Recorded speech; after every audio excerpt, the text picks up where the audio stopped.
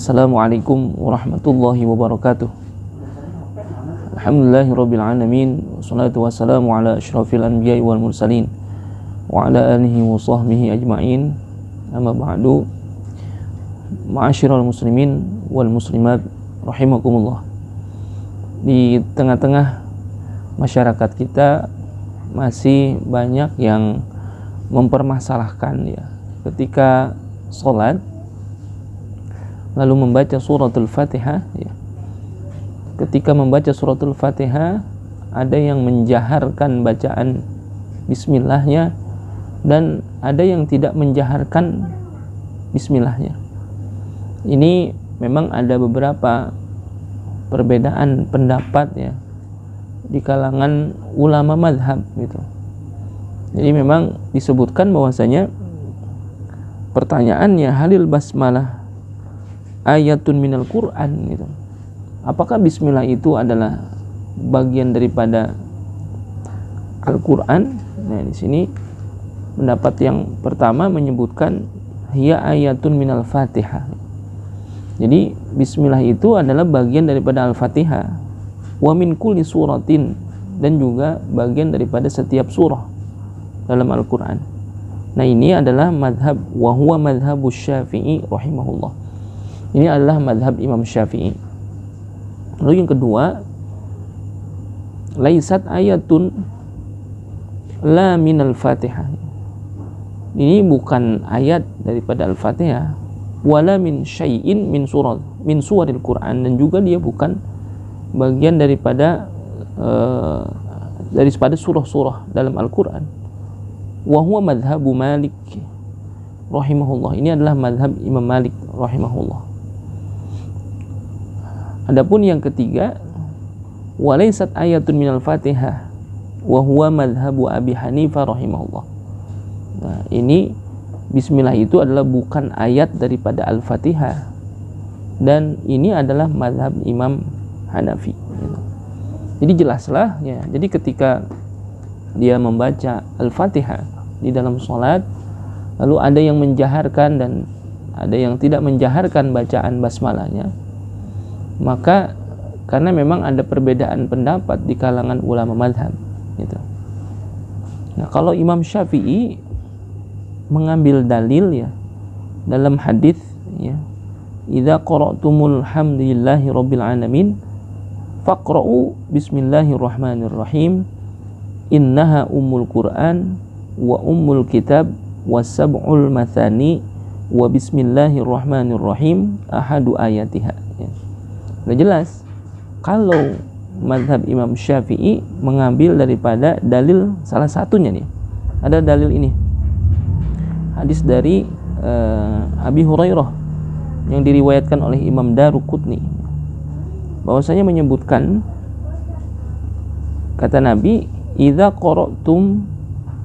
qara'tumul hamdulillahi rabbil alamin, jika engkau baca alhamdulillahi rabbil alamin, maksud baca Fatihah, faqra'u bismillahirrahmanirrahim, maka bacalah dengan bismillahirrahmanirrahim, karena sesungguhnya Fatihah itu adalah ummul Quran wa ummul kitab wa sab'ul mathani ya. Ini 7 ayat yang berulang-ulang yang selalu dibaca di dalam setiap rakaat di dalam salat.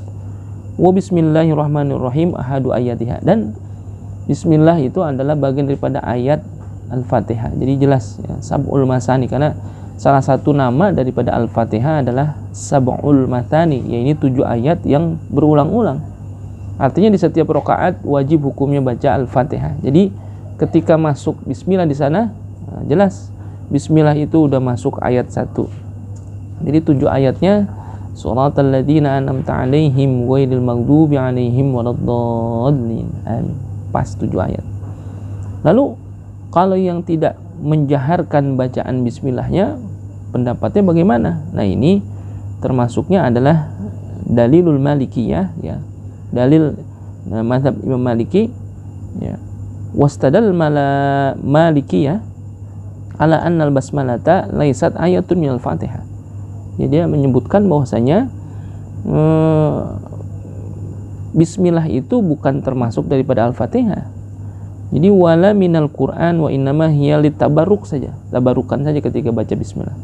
Nah, ini awal hadis dari Aisyah radhiyallahu anha, qalat kana Rasulullah sallallahu alaihi wasallam yaftatihu shalah bitakbir wal qira'atu bilhamdillahi rabbil alamin. Ya, menurut mazhab Imam Maliki mengambil daripada hadis ini, ya Rasulullah itu kalau salat mengawali salat dengan takbir dan membaca alhamdulillahirabbil alamin, artinya membaca alhamdulillahirabbil alamin tanpa membaca bismillah dengan jahar itu. Nah, juga yang kedua dalam hadis Anas kama fi sahihain qala shallaitu khalfan nabi sallallahu alaihi wasallam wa Abi Bakrin wa Umar wa Utsman fakanu yastaftihuna as-shalah bilhamdillahirabbil alamin. Ya.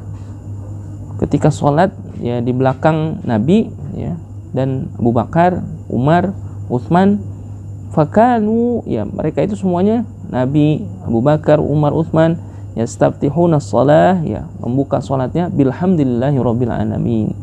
Jadi hanya langsung baca alhamdulillahirabbil alamin tanpa basmalah. Wa fi riwayatil Muslim la yadhkuruna bismillahirrahmanirrahim la fi awwali qiraatin wa la fi akhiriha. Nah, ini juga menjadi dalil juga tentang bagaimana bismillah itu tidak dibaca di dalam bacaan Fatihah ketika sholat. Artinya bukan tidak dibaca, artinya tidak dijaharkan. Nah, begitu juga dengan pendapat Imam Hanafi nih. Dalam mazhab Imam Hanafi bahwasanya ketika hadis-hadis yang menyebutkan itu banyak yang tadi disebutkan allati tadullu ala adami qiraatiha jahron. Jadi ini ada petunjuk akan ketiadaan membacanya bismillah itu dengan jahar fi shalah ma'al Fatihah, bersamaan dengan Fatihah dia tidak dijaharkan. Ini menunjukkan tadullu ala annaha laisat minal Fatihah. Ini menunjukkan bahwasanya bismillah itu adalah bukan bagian daripada Al-Fatihah. Makanya apa? Fahakamu bi annaha ayatun minal Qur'an tamatun fi ghairi suratin Namal unzilatil fasli bainas suwar. Ya, itu terpisah dari surah-surah. Itu jadi bukan bagian daripada Al-Fatihah, di antaranya seperti itu. Makanya dalam mazhab Imam Hanafi ketika sholat membaca Al-Fatihah bismillah tidak dijaharkan karena pendapatnya itu bukan termasuk daripada ayat Al-Fatihah. Jadi udah jelas. Jadi jangan diributin lagi sekarang. Kalau perkara dia membaca bismillah, membaca Al-Fatihah dengan tidak menjaharkan bismillahnya, ya. Kalau dalam pendapat mazhab Imam Syafi'i ya udah jelas bismillah mesti dijaharkan. Tapi kalau misalkan dalam pendapat mazhab Imam Maliki dan Imam Hanafi, karena merujuk kepada hadis-hadis tadi menunjukkan Rasulullah ketika sholat langsung membaca Al-Fatihah tanpa membaca bismillah dengan jahar. Nah, ini karena mereka berpendapat dari hadis itu bismillah itu tidak termasuk di dalam Al-Fatihah. Jadi di dalam sholat tidak mesti dijaharkan. Nah, sekarang masalahnya begini. Kalau ada orang yang bermadhab Imam Syafi'i, akan tetapi ketika dia membaca Al-Fatihah tanpa menjaharkan bismillahnya, ini yang kita pertanyakan ya, maksudnya dia mengikut kepada siapa sebetulnya? Ya kalau kita memang bermadhab Imam Syafi'i ya bismillah dijaharkan dan Al-Fatihah 7 ayat. Nah, lalu kalau misalkan bismillah tidak termasuk di dalam ayat Al-Fatihah, bagaimana dengan pendapat Imam Maliki dan Imam Hanafi? Berarti Al-Fatihah ayatnya kurang dong, berarti julukan As-Sab'ul Mathaninya berubah. Oh tidak, tetap ya, ulama menyatakan ketika suratal ladzina an'amta alaihim itu ayat ke-6, ya ghairil maghdubi alaihim waladdallin ayat ke-7. Ini yang menunjukkan bahwasanya kalau dikata Al-Fatihah itu 7 ayat lalu bismillah itu enggak masuk di dalam Al-Fatihah, maka suratal ladzina an'amta alaihim itu ayat 6, ghairil maghdubi alaihim waladdallin ayat yang ke-7. Jadi ya sekarang jangan pakai diributin lagi kan gitu. Masalah membaca Al-Fatihah bismillahnya jahar atau tidak, ya kalau ada yang membaca dengan tidak jahar ada 2 kemungkinan, ya bisa jadi itu mengikut kepada mazhab Imam Maliki atau mengikut kepada mazhab Imam Hanafi.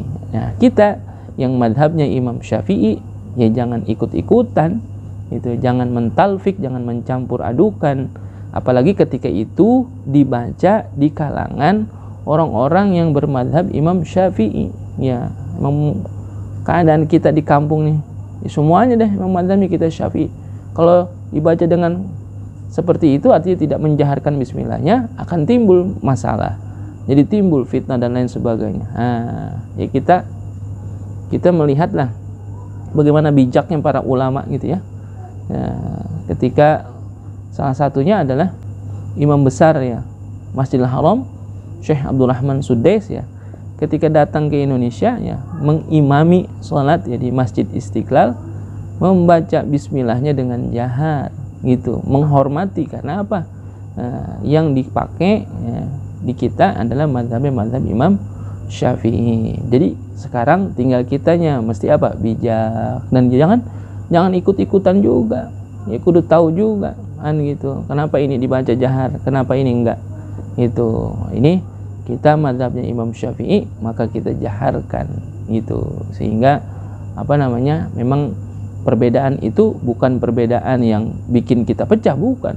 Kalau kita tahu dasarnya, insya Allah tidak akan menjadi masalah. Mudah-mudahan senantiasa kita mendapatkan petunjuk dari Allah Subhanahu wa taala untuk senantiasa istiqomah dalam kebaikan, dikuatkan lagi ukhuwah Islamiyah kita, walaupun di tengah perbedaan dan lain sebagainya, tidak merusak daripada ukhuwah Islamiyah kita.